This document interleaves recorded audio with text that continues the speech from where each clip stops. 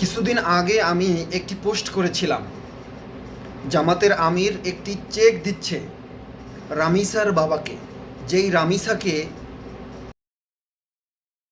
হত্যা করা হয়েছে। সেখানে অনেকে এসে কমেন্ট করেছে, এমনকি আমাকে মেসেঞ্জারে নকও করেছে যে ভাই আপনি এই পোস্টটি থেকে কি বোঝাতে চেয়েছেন। তারা তো অনেক ভালো কাজ করছে। আসলে আমি বুঝাতে চেয়েছি মুনাফিকের তিনটি আলামত। নাম্বার 1, মিথ্যা কথা বলা, মিথ্যা প্রচার করা। নাম্বার 2, ওয়াদা ভঙ্গ করা।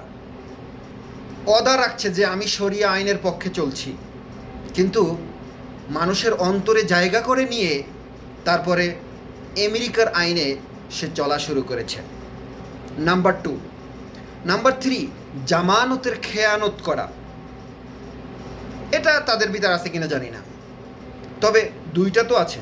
দুইটা বাদ দিলাম, একটা তো আছে। কোনটা? এই যে রামিসা মেয়েটা মারা গেল, সেই মারা যাওয়া মেয়েটাকে নিয়েও কি আমাদের রাজনীতি করতে হবে?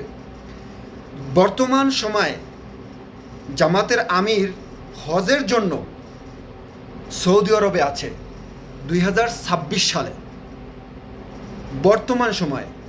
অথচ জামাতের কিছু কর্মীরা সেটাকে হাইলাইট করার জন্য এই মুহূর্তে যদি এটা প্রচার করা যায়, তাহলে মানুষ তাদের প্রতি উদ্বুদ্ধ হবে যে জামাতের আমির রামিসার বাবাকে 10 লক্ষ টাকা দিল, একটা ভালো কাজ করলো। অথচ এই ভিত্তিহীন বিষয়টাকে আমরা একবার চিন্তাও করছি না এটা সত্য না মিথ্যা।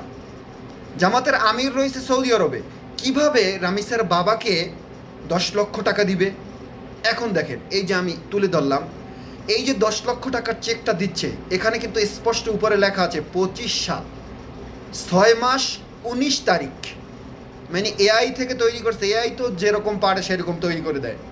এটাকে লক্ষ্য না করেই বট বাহিনীর কিছু লোক তারা প্রচার করা শুরু করেছে। তাহলে কতটুকু মিথ্যার আশ্রয় নিতে পারে তারা? সবাই যে খারাপ এমনটা নয়, প্রত্যেকটা দলের ভিতরে ভালো মন্দ আছে। তবে এই বিষয়টা নিয়েও রাজনীতি করার কি প্রয়োজন? এই প্রশ্নটা আপনার কাছে রেখে গেলাম।